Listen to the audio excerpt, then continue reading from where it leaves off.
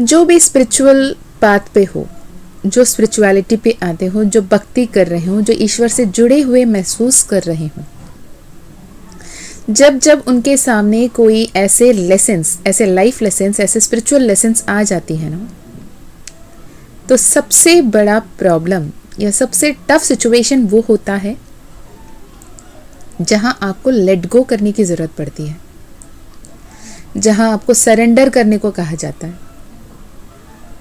जहां आपको एक्सेप्टेंस के लिए कहा जाता है, जहां आपको उस स्वीकृति में आने को कहा जाता है, उस समर्पण में आने को कहा जाता है। और अक्सर लोग यहीं चूक जाते हैं। तो आज हम ये वीडियो में इसी बारे में बात करेंगे।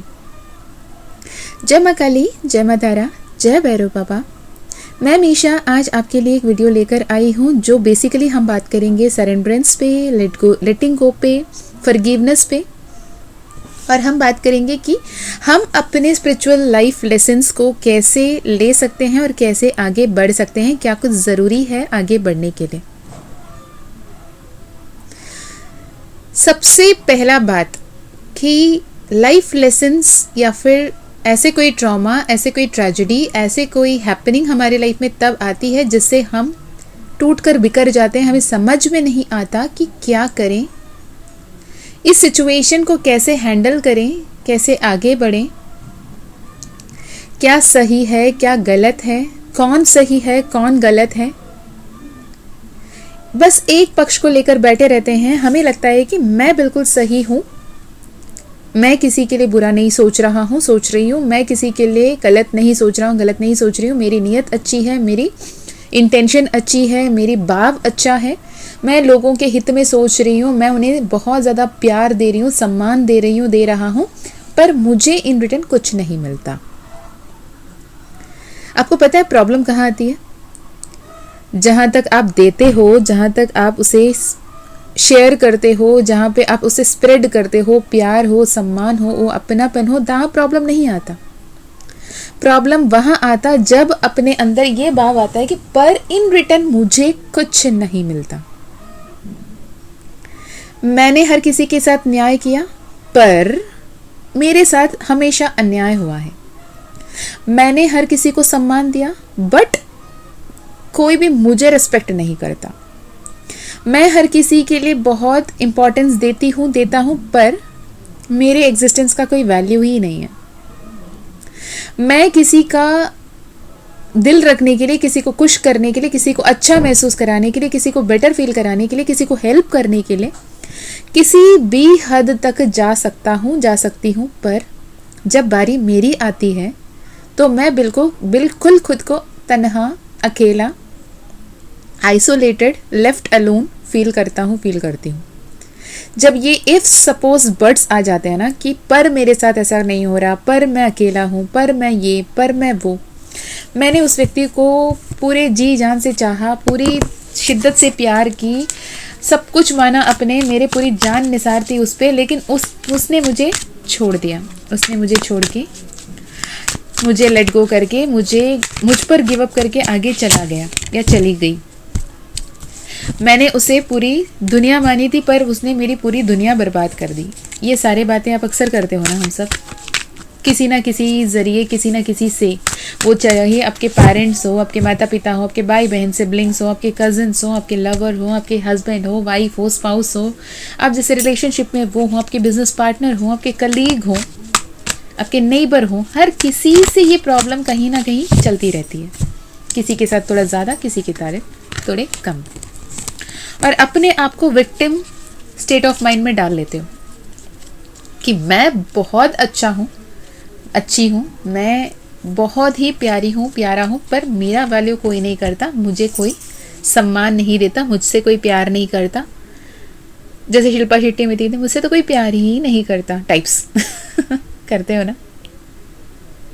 और तब ईश्वर डिवाइन इंटरवेंशन करके माँ काली के रूप में, महादेव के रूप में, भैरव बाबा के रूप में, हनुमान जी के रूप में आपके जीवन में एंटर करते हैं और आपको बताते हैं कि तुम अकेले नहीं हो, मैं हूं तुम्हारे साथ। ऐसे आपको लगता है ना? तब आपको ऐसा लगता है कि स्पिरिचुअल अवेकनिंग शुरू होती है, आपकी चक्रास स्टिमुलेट होते हैं और आपको ऐसा लगता है कि ईश्वर ने आपको चुना है इसलिए आपके साथ ये सब हुआ है, फलाना ढिमकाना जो भी है। पर सच ये कि आप ऑलरेडी ईश्वर द्वारा चुने गए हो। ईश्वर हर पल आपके साथ है, हर पल आपके अंग संग है। बचपन से वो आपके साथ रहे, आपके ध्यान रख रहे थे, पर आपने कभी उनकी पुकार को, उनकी आहट को सुनने की कोशिश ही नहीं की, क्योंकि आप अपने में इतने उलझे हुए थे, अपनों में इतने उलझे हुए थे, अपने नीड्स, अपने डिज़ायर्स, अपने ड्रीम्स को लेकर इतने परेशान थे कि आपने कभी सोचा भी नहीं कि मुझसे परे कोई और शक्ति है जो परम शक्ति है, उच्च शक्ति है, जिसके वजह से सब कुछ चल रहा है। एक नया नन्ना मुन्ना सा बच्चा जब आता है ना, तो उसको मम्मा पहला बार ये नहीं बताते ना, ऐसे मुंह खोलो, ऐसे दूध पियो, ऐसे तुम्हें अपने जो खाना है उसे लेना होगा, फीडिंग ऐसे लेते हैं, ऐसे आवाज़ करोगे तो रोना कहते हैं, ऐसे आवाज़ करो तो किलकिलाहट कहते हैं। नहीं ना, वो ऑलरेडी बना बनाया आता है, तो उसे कौन सिखाता है? चलो माना कि आपकी मातृभाषा आपके घर पे सिखाया जाता है, आपकी माँ सिखाती है, बाबा सिखाते हैं, पर जो भाषा यूनिवर्सल है वो किसने सिखाया? ये रोना हंसना किसने सिखाया? ये पेन एंड प्लेजर किसने सिखाया? ये नीड्स एंड डिजायर्स किसने सिखाया? तो ये प्रॉब्लम हमारे कस्टमाइजेशन में आ जाती है, जहाँ पे हम समझते हैं कि हमें सिखाया जा रहा है, हम सीख रहे हैं। नहीं, हम बना बनाए हुए हैं, हमें पता है हमें बेसिक नीड्स की क्या करना है, कैसे करना है, वो सिस्टम हमारे अंदर इनपुट है, पर विथ टाइम हम उसे भूल जाते हैं, हम उस ईश्वर से कनेक्ट करना भूल जाते हैं। आप बच्चों को देखोगे ना, बच्चे जब सो रहे होते हैं वो मुस्कुराते हैं, कभी रोते हैं, कभी चीखते हैं, कभी किलकिलाते हैं। उनके पास बेसिकली दो जो इमोशन है, वही इमोशन सर्वप्रथम रहती है। एक है मुस्कुराना, किलकिलाना, दूसरा है रोना। एक तरफ से पेन को एक्सप्रेस करना, एक तरफ से प्लेजर को एक्सप्रेस करना। अल्टीमेटली एंटायर यूनिवर्स में जब आप आते हो वाइब्रेशंस में, तो यही दो भावना है, यही दो इमोशन है जो आपको ये क्लैरिटी देती है कि आप कौन से स्टेट ऑफ माइंड में हो। क्या आप कंफर्टेबल हो या फिर आप डिस्कम्फर्ट महसूस कर रहे हो? क्या आप पेन में हो, दर्द में हो, या प्लेजर में हो? आप उस काम जो सुख है, वो सुकून है, उसे महसूस कर रहे हो? आपकी फीलिंग्स क्या है? हमेशा जब हम बात करते हैं, जब भी जो स्पिरिचुअल हीलर्स होते हैं या फिर कोई कोच होते हैं, जो भी हैं, आपको ये सिखाते हैं कि पॉजिटिव सोचो, पॉजिटिव बोलो, पॉजिटिव रहो, पॉजिटिव करो। जो सोचोगे वही पाओगे, जो बोलोगे वही पाओगे, जैसे महसूस करोगे वही पाओगे, because your thought, your believe, your action, your words, your emotion, your feelings, conscious subconscious दोनों ही मैनिफेस्ट होते हैं। पर हम क्या करते हैं? हम तो अपनी अलग दुनिया में जीते रहते हैं। वक्त पे गाड़ी आ गई तो खुश, गाड़ी नहीं आई तो दो गाली बक दो। आपके मन मुताबिक किसी ने चल लिया तो खुश, आपके मन के विरुद्ध कोई चलने लगे तो उसको कोई और कुछ ही उल्टा सीधा बोल दो। जुबान पे लगाम ही नहीं है आजकल के में। तो ऐसे में होता क्या कि आप अपने एनर्जीज पे नियंत्रण नहीं कर पा रहे हो, आप उसे डायरेक्ट नहीं कर पा रहे हो, उसे कंट्रोल नहीं कर पा रहे हो, उसे प्रॉपरली चैनल नहीं कर पा रहे हो।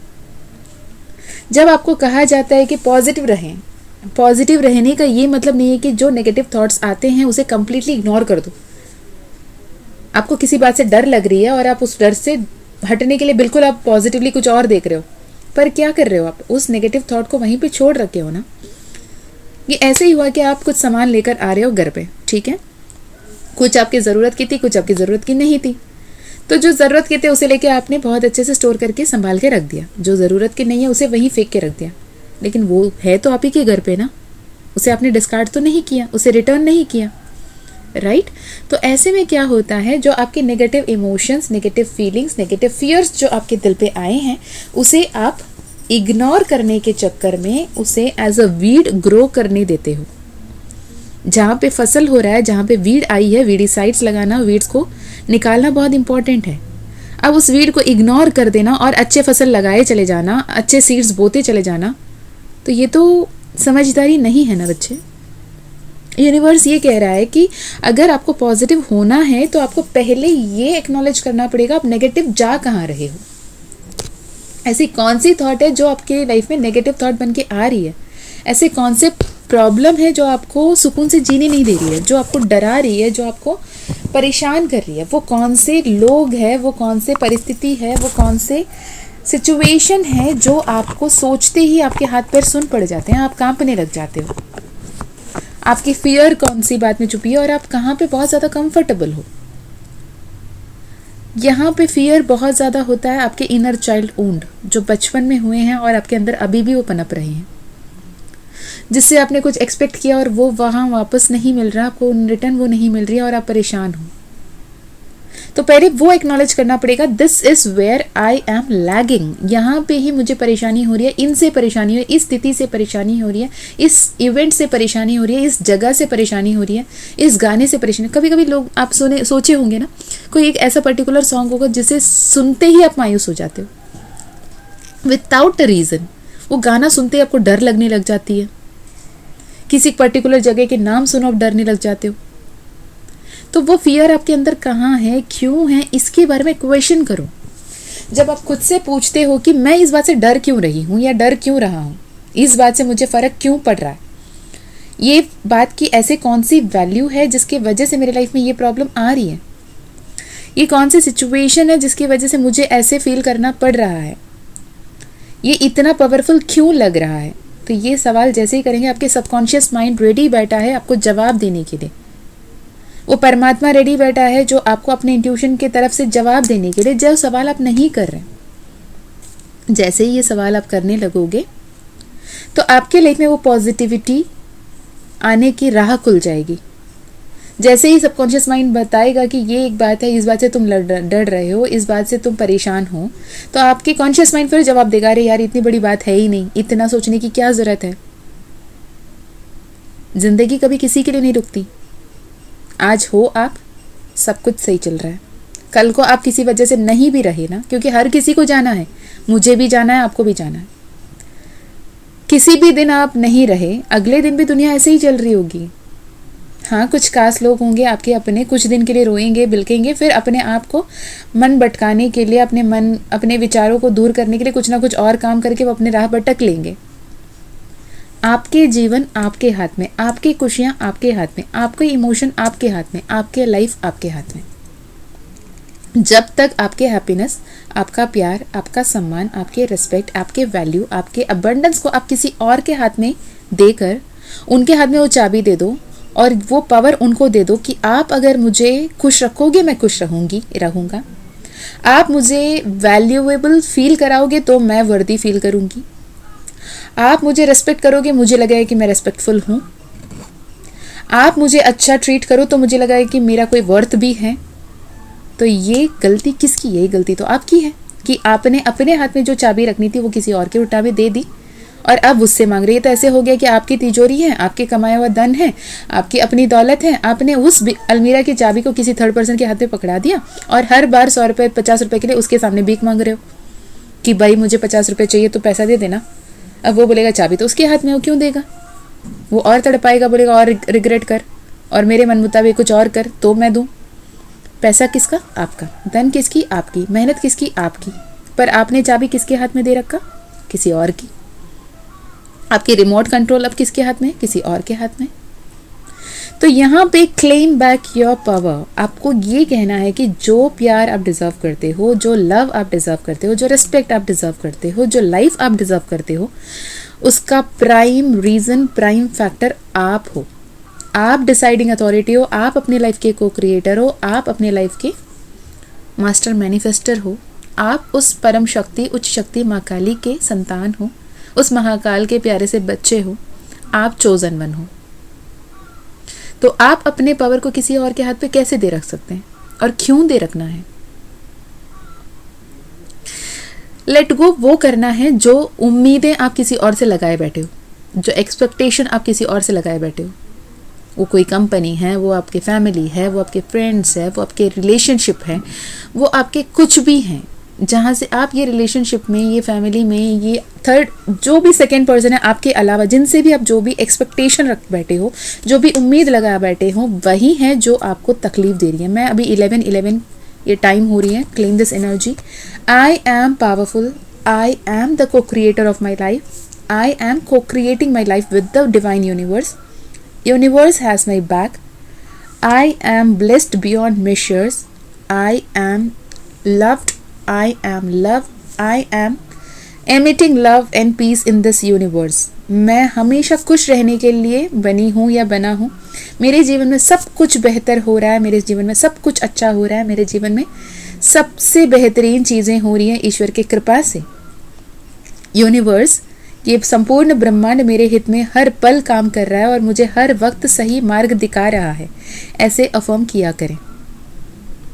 और लोगों से एक्सपेक्ट करने के बजाय खुद से एक्सपेक्ट करो. खुद को बोलो कि I love my self.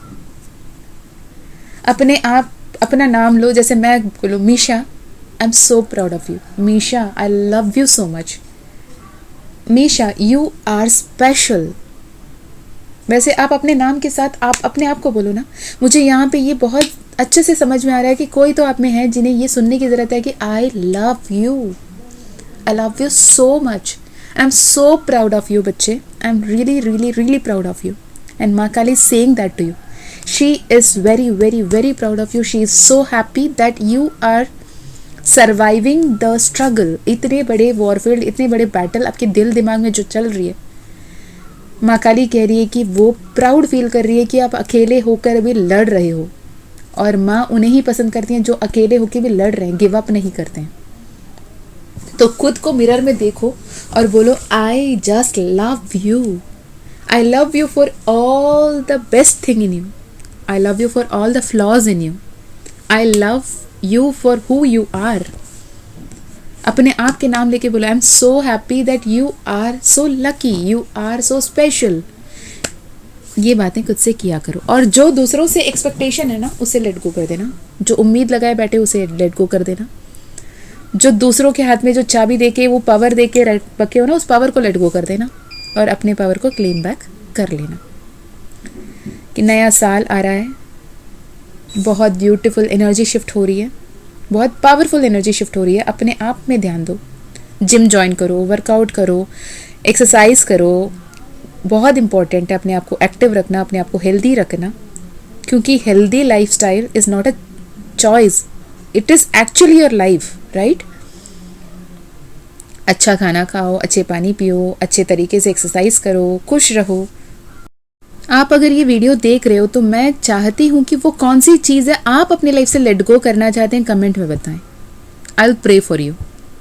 I will proxy manifest for you. Healers करते हैं ना कि आपके लिए प्रॉक्सी मैनिफेस्ट करते हैं. आपके लाइफ में वो बदलाव जल्दी आने के लिए आपके साथ मिलकर आपके लिए प्रार्थना करते हैं. तो I will do that for you. आप कौन सी चीज़ है जो आप लेट गो करना चाहते हो, ये कमेंट में बताएं. और कमेंट में लिखने के बाद लिटरली अपने आप में बोलिए I just let go of this thing.